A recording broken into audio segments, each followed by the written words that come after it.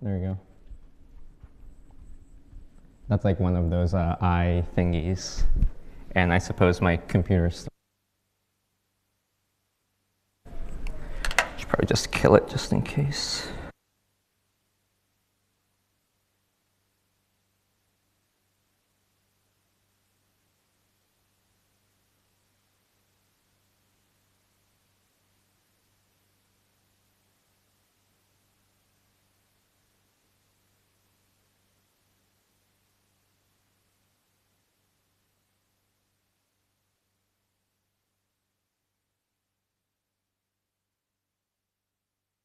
Most people are, so not many typing roles. I mostly focus on high-level things. So I'll begin by asking the main question that I'm trying to solve, which is how should programming languages incorporate concurrency? But this is ICFP, so hopefully I can just slide this in without too much justification. And when I talk about how functional programming languages incorporate concurrency, there seems to be two common approaches, I guess. One is what I call the soup method, and it's not derogatory at all. But essentially the idea is that you take your language and you just add the appropriate primitives. You pick your model of concurrency, and then you add the appropriate primitives and make sure that this is all a safe thing to do. Okay, and I think the biggest criticism one can have for this is that it's not a very modular way to add features. So one can say it bloats the language. And because it's non-modular, it could interact with the non-concurrent features that already exists. So scalability is a bit harder in the future. And the other common approach is, well, you just have a library, right? You take your library, and then, well, you take your language and you just implement whatever concurrent abstractions you're trying to have in that library. And typically the way you do it is you have to implement the concurrency somehow. So you might want to use certain concurrency primitives that already exist in your language. Or you might have to go through like unsafe features. You might have to escape your language, make OS calls. So you know, there's some ad hocness. And a lot of implementations may sort of leave the safety of their current language. So that's not perfectly satisfying. And so I want to propose a different approach, a new approach maybe, which is to reframe this entire problem as interoperability. So instead of thinking about how do I add concurrency to my language, I want to say, let's have a separate language that's specialized for concurrency. And then now I can ask the following question. How do non-concurrent languages interact with concurrent languages? And in this paper, the non-concurrent language representative is just a simple, pure functional programming language. And the concurrent language is the session-type message passing process calculus. OK, former I probably don't need to explain in too much detail. Latter I will explain a bit later. But before I sort of go into some of the technical details, just a little table of like why this is not such an obvious thing that you can do. So first of all, the functional language we're looking at is pure. And process calculi are inherently effectful. And their effects are they're sending and receiving messages. So it's not like you can monitor some memory and look at the memories being mutated. No, it's more like what messages are being passed. OK? And well, the other is functional language is functional in the sense that the formalization is very natural deduction-like. So if you look at it from a logical perspective, process calculi tend to be in a sequence calculus formulation. And so they're not entirely immediately compatible. And finally, the functional language I'm looking at is just an ordinary functional language, no substructure needed. So it has no restrictions on variable usage. But a session-type process calculus has linearity, has a linear type system. So like, how do I make sure they don't interfere with one another? So that's another question. And if you look at the paper, you'll see like 4 bullet points of the contributions that I promised. So I'll read the summarized version of that. So 1, it's a type-safe foundation for concurrent programming. And the way I do it is that I separate ordinary programming with all the concurrency primitives. So it's more modular. OK, and if you're familiar with process calculus, we had to reinvent some standard semantics to fit our model. And if you're into metaprogramming, we also do type-safe code transformations. We can recurse through code, open code, and it's done in a type-safe way. And finally, if you, I don't know, I would say if you're a practical-minded person, but this is, a prototype implementation, so it's not like a real, super efficient implementation. But there is an implementation of our language and some examples of using some of the core features of our language. So that's also in the artifact. But in this talk, it's just number one that I'll focus on. And I'll mostly focus on the syntax, stay high level, and give some examples as I go through and give intuition. So first of all, as I promised, here are session types. You see this big sequent, and you get maybe a bit overwhelmed. But the gamma refers to a persistent functional context. Delta refers to your linear channel context. And C on the right is the session type. So the lowercase c is this, it comes from this intuitionistic formulation where you divide channels into a role. You have client channels at delta and one unique offering channel on the right.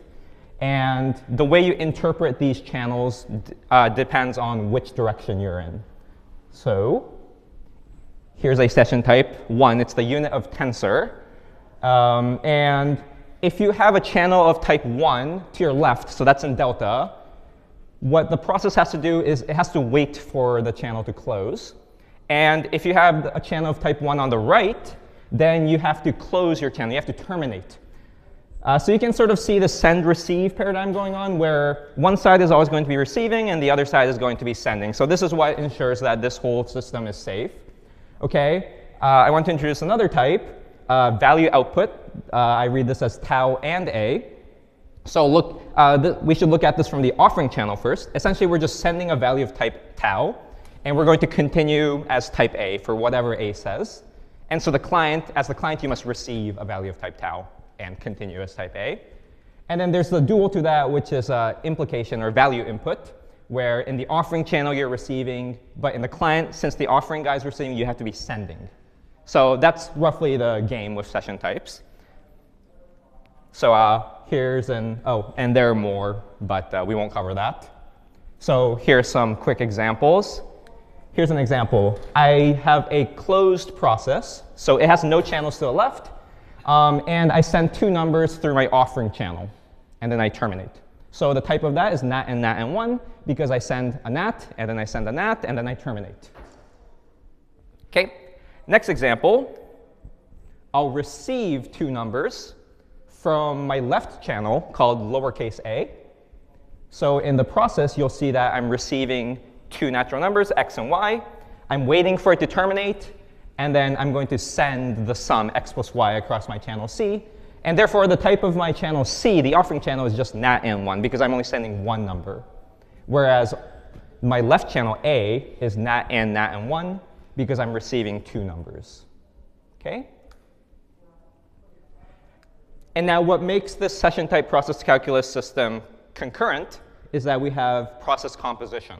So I'm just giving a meta-theoretic assignment of our two prior examples, the process that sends two numbers and the process that receives two numbers and sends its sum. And so you can compose them together.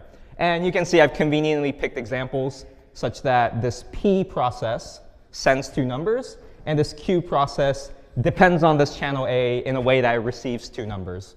Essentially, the session types have to be the same, otherwise they can't communicate. OK? So that's all the background I'll give on session types. And now I'll talk about the functional programming side.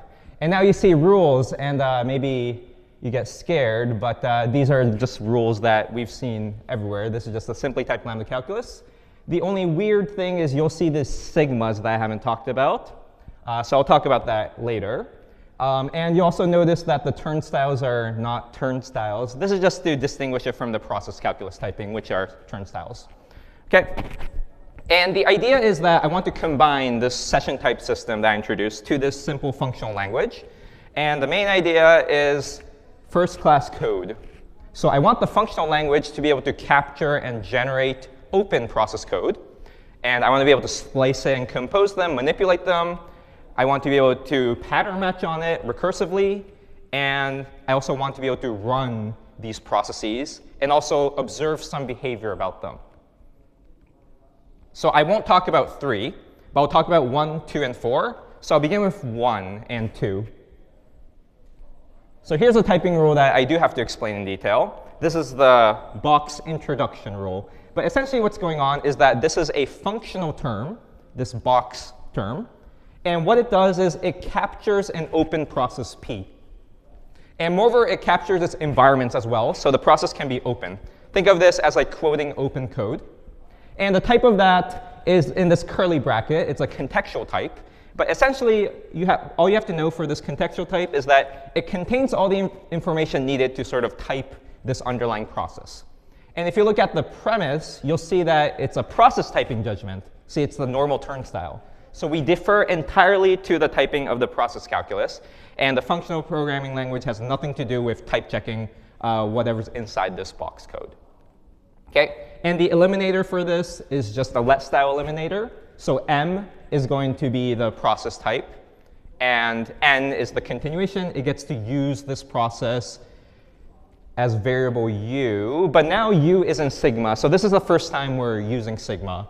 And one thing I want to mention before I finish my discussion about sigma is that if you look at the box introduction rule, you'll see that the functional context gamma prime does not appear, is not available in the process. This is essentially to ensure hygiene, as the racket people might call it. Essentially, that changing scopes will not affect anything. So it has its own functional context. But sigma seems to persist. And essentially, I use sigma to hold all metaprogramming related assumptions. OK, oops. So here's the example. We have our 2 example processes, the process that sends 2 numbers and the process that receives 2 numbers and sends their sum. Now, it's not a meta-theoric operation. I can quite literally capture these codes as variables, P and Q, using the box and the left box constructs. And now the question is, how do I actually use P and Q? So in the process calculus, I'm going to add a splicing rule.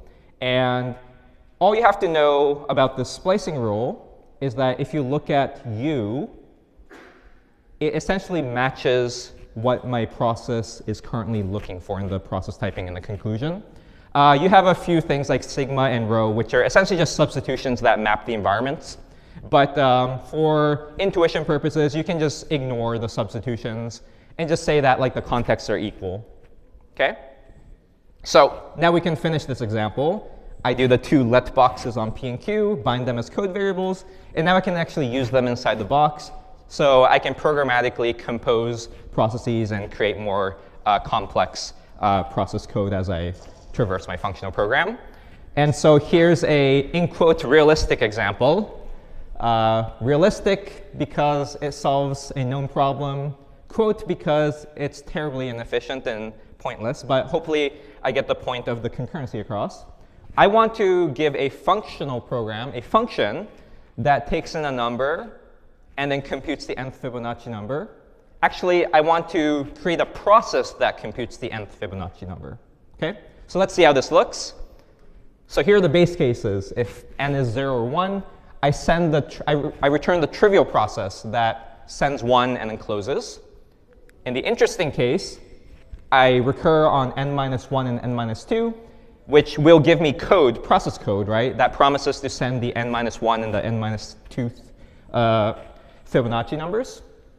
And then I'm going to create this giant box. Here's the idea. I spawn P and Q, assign them to channels A and B, and then I receive numbers from them. So X would correspond to the n minus 1 Fibonacci number. Y would correspond to the n minus 2 Fibonacci number. I wait, I let them terminate, and then I send their sum. OK? So this essentially gives you a function that creates a process that concurrently computes the nth Fibonacci number. And if you have a more interesting or useful concurrent algorithm, then you can kind of imagine how this functional program might be able to build this process code and actually meaningfully use it. But one thing I need to answer is we've created the process, but we need to actually run the process. Otherwise, this seems not so useful. And this is a bit of a challenge. So the principle I want to follow is if I run a process which has a series of communications it can perform, I'm going to perform one round of communication as the functional program. And as for the rest, I'll capture it as some continuation or some reference. That's the idea. Here are a few other observations. I can only run processes that are closed with respect to the channel context. Why? Because my functional programming language has no concept of channels, no linearity. OK? And I need to interpret each session type, which encodes the protocol, right, as some functional value, so I can actually meaningfully interpret it from my functional language. OK, so here's the simplest case. Suppose I have this M, which is a process of type 1. Basically, it's a process that terminates. The only meaningful information I get out of running it is that I can observe that it closes. So this is kind of like a unit elimination because I don't really get information. Okay? And I suppose one more thing to mention, sorry. The sigma is just a mapping, so you can ignore it. All it does is it maps functional context. And M is, as I mentioned, the process code of type 1, so it will terminate, and that's the only meaningful behavior I can get out of it. Okay. The next more interesting one is if I'm running a process of type tau and A, OK? And here I want to focus on this X and this U. You see, when I run this, I'm binding two things. X, which is the tau, the thing I receive. And U is some process code of type A. So you can think of that as a reference. So if I ever want to run the remaining part of the process and communicate with it, I can use U to run that. OK? And there's also implication, which is quite interesting. There are many ways, actually, to do it. But I wanted to keep run sort of a uniform syntax. So the way I do it is if I run a process of type tau implies A, which is a process that receives some value of type tau, then all I'm going to do is I'm going to defer the communication. I'm going to bind this U that's open with respect to X. So anytime I actually want to run in the future, I have to actually give a substitution for X, which essentially corresponds to communication in this case. OK? And so the summary is that we have all these session types, and there seems to be a way to interpret it as a functional type. So this 1, the type that closes, is just a unit, no information. The type tau and A, sorry, is a pair of the value I'm receiving, the tau, and a reference to a process that eventually communicates on the session type A. And this tau implies A is a reference to a process that communicates A, but it has one open functional assumption that I need to actually pass on if I want to keep running it. OK? So now we can take our Fibonacci process and create a Fibonacci function. All I'm doing is I'm running the result of that genfib, the function that computes a big process. OK? And now this X corresponds to the number I receive. P prime corresponds to the rest of the Fibonacci process, which is just going to terminate. So I might as well just ignore it. Nothing wrong with running that again, though, and just letting it finish. OK? So as a recap, I introduced sort of the ideas of fuses. And I sort of view it as a foundational work that combines functional and session-typed concurrency. And the key trick is first-class code. So I talked about code generation, and code execution.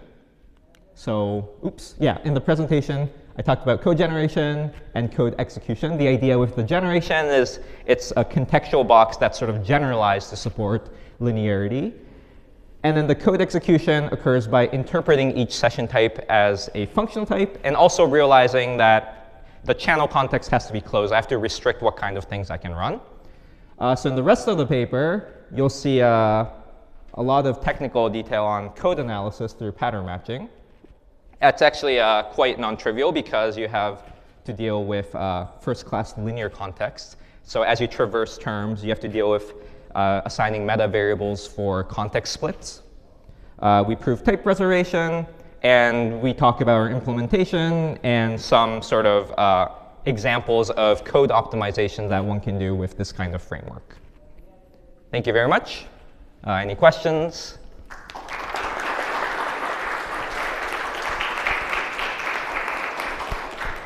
All right, I think we've. Right. So there's an important part I have probably missed. How do you guarantee the linear usage of channels? Is guaranteed by the process typing. So when I capture the process through the box, I make sure to type check the underlying process code using whatever session type judgments exist. So it's all static. Familiar with process calculus, so this is my understanding, and this may be wrong, but it looked like your typing of sessions means that processes can only send a finite number of messages because they have the explicit with A. So I guess, is that a limitation of the type system? Or? Typically in the session type system, you then add recursion to it, so you can handle infinite messages or arbitrary long messages. In this case, we don't have recursion on the session layer, but we do have recursion on the functional layer. So sort of like the Fibonacci example, what you can do is you can iterate and continuously generate code that has an arbitrarily long session. But I do think it's interesting to think about recursion specifically in the process layer in this kind of system. Caleb?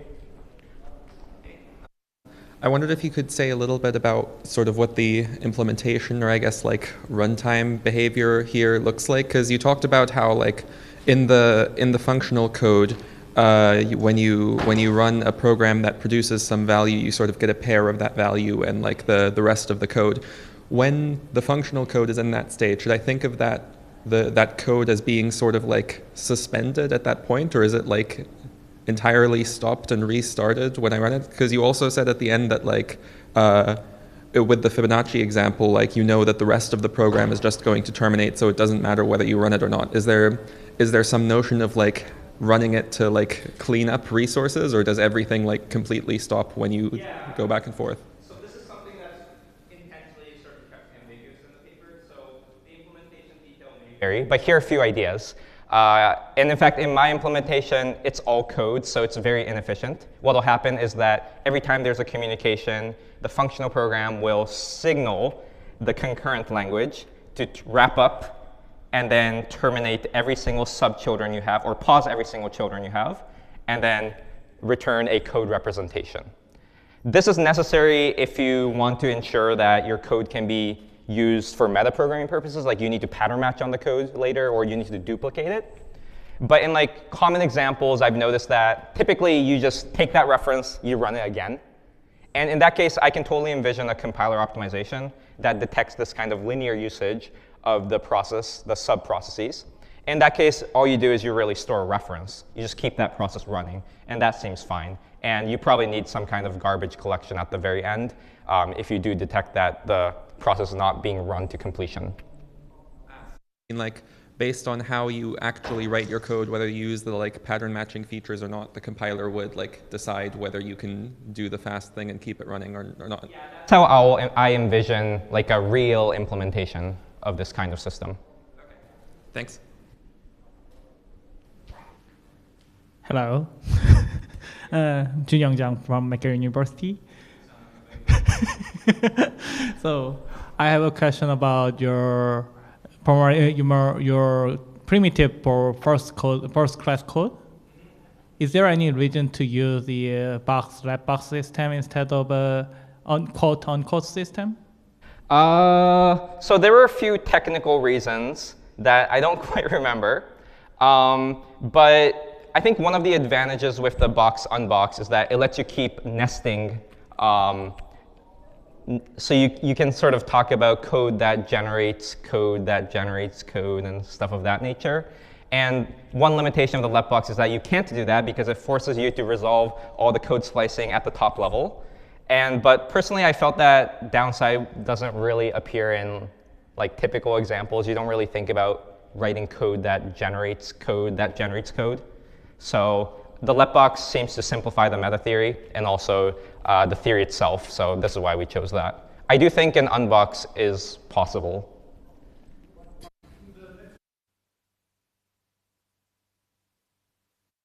Thank you for the talk. So I'm curious. So the interesting point to me was that lifting session types to functional types. But so here I'm curious if the process class supports higher order channels. So, I mean, so sending channels by channel.